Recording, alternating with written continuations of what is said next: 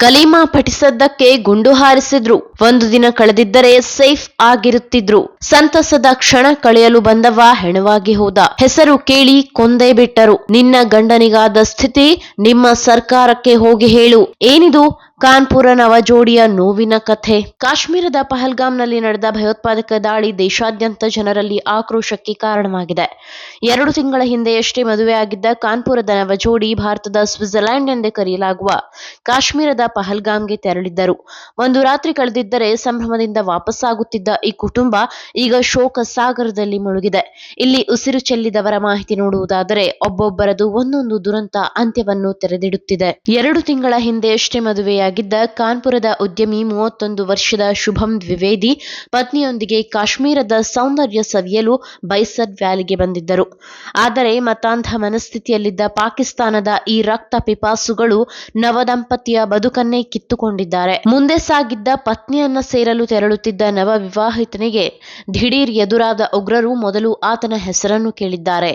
ಹೆಸರಿನಲ್ಲೂ ಧರ್ಮದ ಅಮಲನ್ನು ತಲೆಗೆ ಹೊಕ್ಕಿಸಿಕೊಂಡಿದ್ದ ಈ ರಣಹೇಡಿಗಳು ಸ್ಥಳದಲ್ಲೇ ಶುಭಂ ದ್ವಿವೇದಿ ತಲೆಗೆ ಗುಂಡಿಟ್ಟು ಕೊಂದಿದ್ದಾರೆ. ಹೆಸರು ಕೇಳಿ ಕೊಂದೇ ಬಿಟ್ಟರು. ಇನ್ನು 2 ತಿಂಗಳ ಹಿಂದಷ್ಟೇ ಅಂದರೆ ಫೆಬ್ರವರಿ 12ರಂದು ಶುಭಂ ದ್ವಿವೇದಿ ಅವರ ಮದುವೆ ಅದ್ಧೂರಿಯಾಗಿ ನಡೆದಿತ್ತು.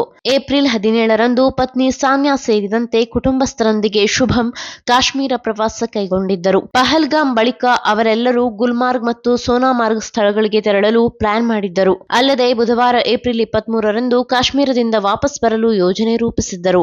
ಅಷ್ಟರಲ್ಲಿ ಎದುರಾದ ಭಯೋತ್ಪಾದಕರು ಹೆಸರು ಕೇಳಿ ಗುಂಡಿಕ್ಕಿ ಸಾಯಿಸಿದ್ದಾರೆ ಎಂದು ಶುಭಂ ಸಹೋದರ ಸೌರಭ್ ಕಣ್ಣೀರಾಗಿದ್ದಾರೆ. ಕಲೀಮಾ ಹೇಳದಿದ್ದಕ್ಕೆ ಜೀವ ತೆಗೆದ್ರು. ಘಟನೆ ನಡೆದ ದಿನ ಮಂಗಳವಾರ ಮಧ್ಯಾಹ್ನ ಶುಭಂ ಮತ್ತು ಅವರ ಪತ್ನಿ ಕುದುರೆ ಸವಾರಿ ಮಾಡುತ್ತಿದ್ದರು.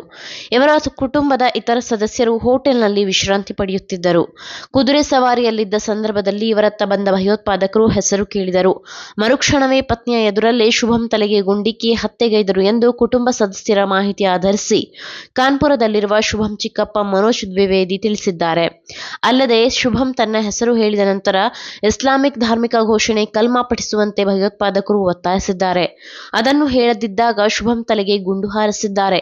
ನಂತರ ಶುಭಂ ಪತ್ನಿ ಬಳಿ ನಿನ್ನ ಪತಿಗೆ ಏನು ಮಾಡಿದೆವು ಎಂಬುದನ್ನು ಹೋಗಿ ನಿಮ್ಮ ಸರ್ಕಾರಕ್ಕೆ ಹೇಳು ಅಂತ ಉಗ್ರರು ತಿಳಿಸಿ ಹೋಗಿದ್ದರು ಎಂದು ಮನೋಜ್ ಭಾವುಕವಾಗಿ ಹೇಳಿದ್ದಾರೆ.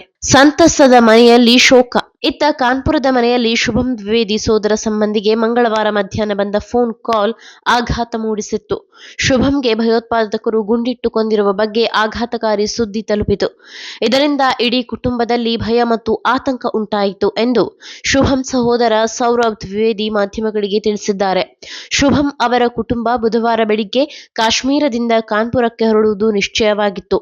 ಈಗ ಬದುಕುಳಿದವರು ಕಾನ್ಪುರಕ್ಕೆ ತೆರಳಿದ್ದು ಶುಭಂ ಪಾರ್ಥಿವ ಶರೀರ ಬರಮಾಡಿಕೊಳ್ಳಲು ದುಃಖ ತಪ್ತರಾಗಿ ಕಾಯುವಂತಾಗಿದೆ.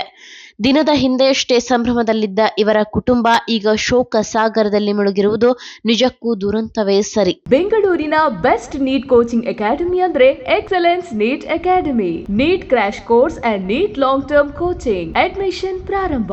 ಈ ಕೂಡಲೇ ಸಂಪರ್ಕಿಸಿ. 84ರಿಂದ 50 kg ಬಂದೆ. ಆಮೇಲೂ ಸಣ್ಣಗೆ ಫಿಟ್ ಆಗಿದ್ದೀನಿ. ಅದಕ್ಕೆ ನಾನು ಯೂಸ್ ಮಾಡ್ತಾ ಇರೋದು ಜೀನಿ ಸ್ಲಿಮ್. ಸಣ್ಣ ಆಗಕ್ಕೆ ಜೀನಿ ಸ್ಲಿಮ್ ಯೂಸ್ ಮಾಡದೆ ಹೆಲ್ದಿನೂ ಅದೇ. ನೀವು ಸಣ್ಣ ಆಗ್ಬೇಕಾ, ಹೆಲ್ದಿ ಆಗ್ಬೇಕಾ? ಹಾಗಿದ್ರೆ ಜೀನಿ ಸ್ಲಿಮ್ ಯೂಸ್ ಮಾಡಿ. ಸಣ್ಣ ಆಗೋದಕ್ಕೆ ಯಾವುದೋ ಪ್ರಾಡಕ್ಟ್ ಹೇಳ್ತಾ ಇದ್ದಾಳೆ, ಏನಾದರೂ ಸೈಡ್ ಎಫೆಕ್ಟ್ಸ್ ಇದೆ ಅಂತ ಯೋಚನೆ ಮಾಡ್ತಾ ಇದ್ದೀರಾ? ಖಂಡಿತ ಇಲ್ಲ. ಯಾಕಂದ್ರೆ ಇದು ಕೆಮಿಕಲ್ ಫ್ರೀ. ಸಣ್ಣ ಆಗಬೇಕು ಅಂದರೆ ಜೀನಿ ಸ್ಲಿಮ್ ಯೂಸ್ ಮಾಡಿ. ಹೆಚ್ಚಿನ ಮಾಹಿತಿಗೆ ಕೆಳಗೆ ಡಿಸ್ಪ್ಲೇ ಆಗ್ತಿರೋ ನಂಬರ್ಗೆ ಕಾಲ್ ಮಾಡಿ.